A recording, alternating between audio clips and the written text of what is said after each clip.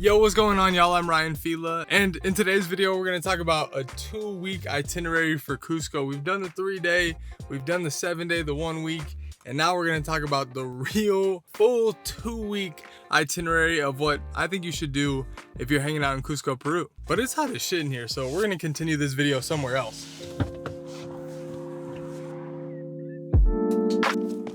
That's better.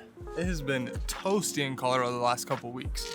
But anyways, I'm gonna lay this 2-week itinerary out for you in a specific order of days because I think it's helpful to, like at the beginning, acclimate a little bit before you go straight into hiking. But by no means do you have to stick to these exact dates. I'm just gonna tell you what I would do with 2 weeks if I was going back to Cusco tomorrow. Well, if I hadn't ever went and done the things that I'm about to tell you. But anyways, day one, I would say slow down.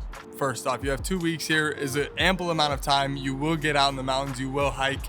Take the first 2 days really in Cusco to see around Cusco. The city itself is at 11,000 feet. I've said that in all of my videos, which is really high. I mean, honestly, just living at that elevation takes a little bit of time to acclimate. It took my body days to fully acclimate, but travel around the city, see the Plaza de Armas, go over to Sacsayhuaman if you want to see something that's a little bit more like cultural in that space. There are a few different food recommendations that I have for you. If you haven't heard them before, here they are again. Green Point is really good. There's a place called Prasada Veggie Food that's really good. A lot of the street food there is so good. They have these things called paparellenas, which is like a hard-boiled egg wrapped in this potato batter that's deep fried on the street, and it's so good. Enjoy the food around that region. There's another hamburger joint. If you've seen my maps for Peru, that's one of my favorite local spots, and it's super cheap.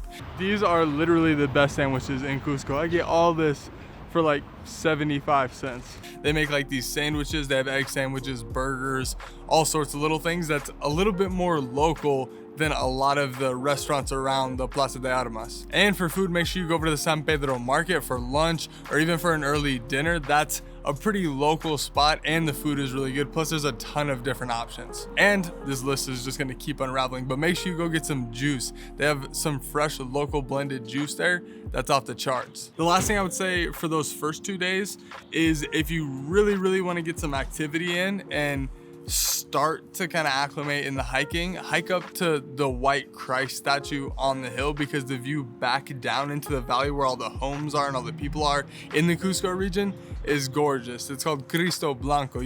You'll see it from almost anywhere in the city, but you can hike up the stairs just like a lot of the local people do to get home. I mean, walking home in this city is insane, but just walk up the hill and get the overlooking view in the first 2 days, but don't push it physically because you will make yourself sick. Check, mic check. Now on the 3rd day, I would recommend doing something that's a local cultural experience because you're getting a little bit more immersed, but it's still not as physically exhaustive and you're at that super high elevation. So it'll allow the body some more time to acclimate. Even in these first couple days, your digestive tract might be a little off. So drink a little bit of caffeine or some coffee to help you out. So in this 3rd day, you have a few options. The 2 options that I would recommend is like a Pachamama ceremony, like in a hut where they do the fire and they do the sacrifice and they explain to you what they're doing. Pachamama is Mother Earth and they find it very sacred out in that region. So a Pachamama celebration or a mountain bike up into the hills where a lot of the story of how Cusco became a city like originated, and there you can see actually where people have done their own Pachamama celebrations, but it gives you a little bit of that cultural side plus a little bit more physical activity. And down in the description I'll put some more information on that, and you can reach out to me personally on my Instagram and I can lend out those people's personal information if you want the contacts of the people that I actually did those things with. I think my decaf coffee's ready, so I'm gonna go grab that.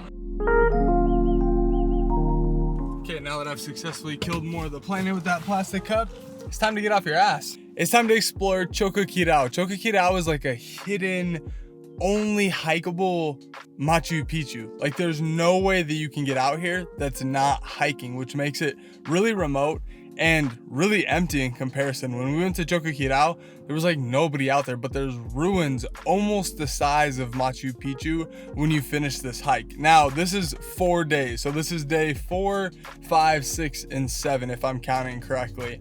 You'll start out there. I would just get there and stay the night at Choquequirao, which is the beginning point for this hike, and it is an incredible night. Like the sunset right in the Andes and the sunrise, if you don't leave extremely early, is gorgeous from your little hut, and it's pretty cheap. Now, when you start the hike, you'll start up in elevation, and you're actually gonna hike a mile down, which will take a couple days. I guess that takes like a day. And then you're gonna hike back up a mile to Choquequirao itself, and then hiking back is the same thing. So this is a serious hike, and I tell you to give yourself 4 days because I think that's ample time depending on your fitness level. Now, you can hire people for this hike. You can hire people to carry your stuff on donkeys and kind of help you get out there because it is a tough hike. Or you can just go out there and backpack it yourself. There are a few lodges where you can stay along the way. What I recommend is when you get out there, check at Choquequirao if you don't like pre-plan this out. Check when you get to that main place and see which ones are open. We actually got down to the river, which is kind of like the halfway point at the bottom, and we thought there was a place to stay there, but there wasn't. They went out of business in COVID or something happened and it was no longer even open. So checking at Choquequirao at the beginning just to make sure that you're gonna have places to sleep would be a good idea.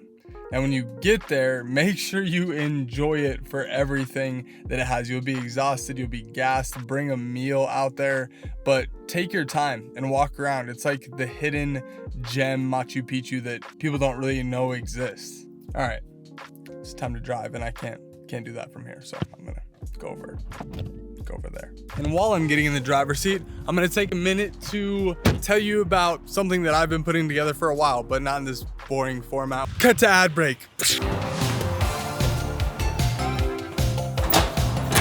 Are you trying to piss off the neighbors? No, I'm just training. I checked out Ryan's travel map and he said that I had to do this hike. It's called Choquequirao. It's 40 miles. It's just like Machu Picchu, but nobody goes out there because you have to hike it. So what, you just weren't gonna invite me? Oh, 40 miles, you think I can't do that? All right, fine.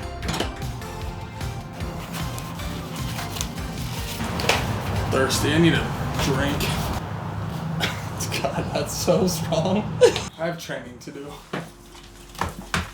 Bang, and now we're back from ad break. Easy.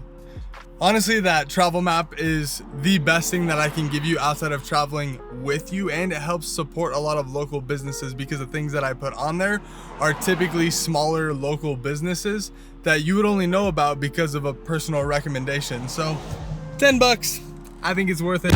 But anyways, let's get into the next few days, because this is the 2-week itinerary, because y'all got time.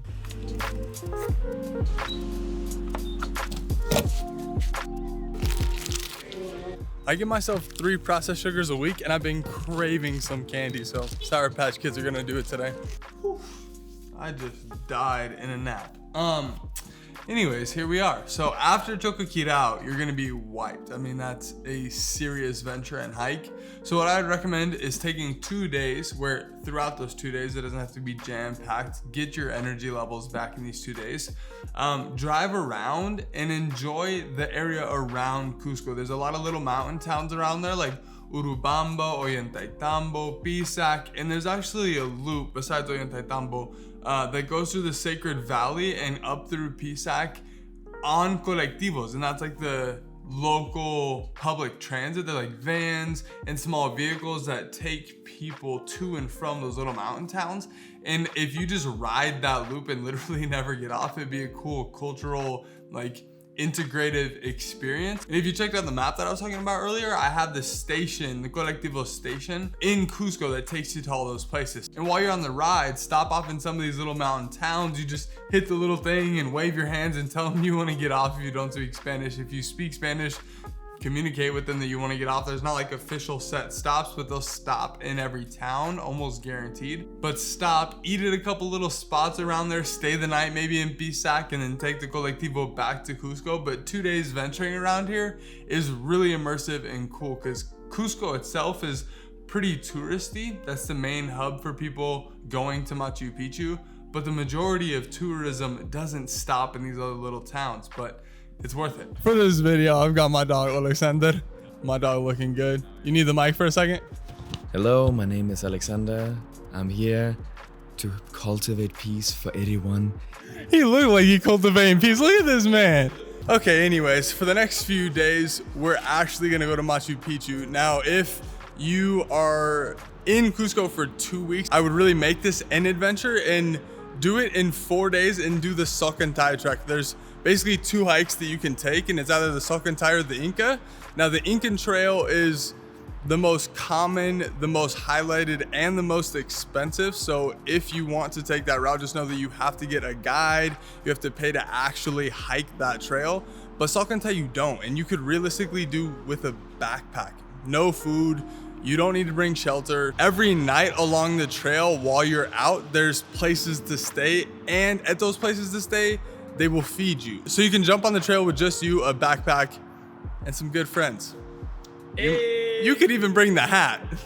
But make this a 4-day adventure. Really give it everything that it deserves. And then you pull into Machu Picchu so fulfilled and feeling like you earned it.